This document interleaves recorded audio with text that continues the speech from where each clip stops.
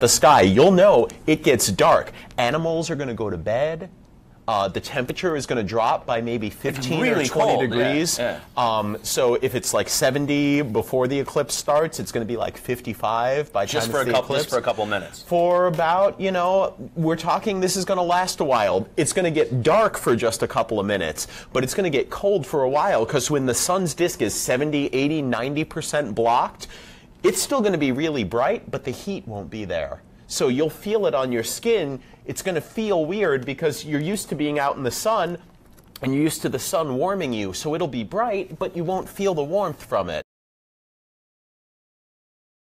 You look up at the sun during the day and you know, oh, I shouldn't do this, right? Because it hurts your eyes. Something in your body tells you, this is a bad idea, don't blind yourself.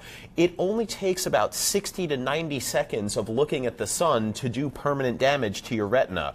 And it's not consecutive. So if you look for a few seconds and you look away and you feel better and you look back and it hurts, so you look away and you feel better and you do it again, total 60, 90 seconds during a day, permanent retinal damage. You can burn a hole in your retina. You should also look for stars. It should get dark enough, especially if you're in the center line, that you should be able to see very close to the sun. There'll be a pinprick of light. That's a bright star Regulus. It's one of the brightest stars in the sky, and it just happens to be a little over a degree, 1 degree away from the sun. So look for that. Those stars and how their light is bent is how we first confirmed Einstein's relativity during a total solar eclipse back in 1919. So 98 years later, you can experience that for yourself. Also, look away from the horizon. So when the eclipse happens, it'll be in the southeast part of the sky. That's where the sun is. If you look closer to the horizon, you'll see the planet Mercury.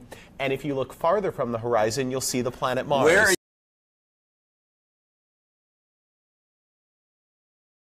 If you see an eclipse coming and it's getting close to totality, you'll notice that shadows start to look weird. In fact, if you take your hands like this and you make a grid and you stand with your back to the sun and hold your hands up like that, and you look at the shadows that they cast, you'll actually see little shadows of the sun, of the eclipsed sun on the ground.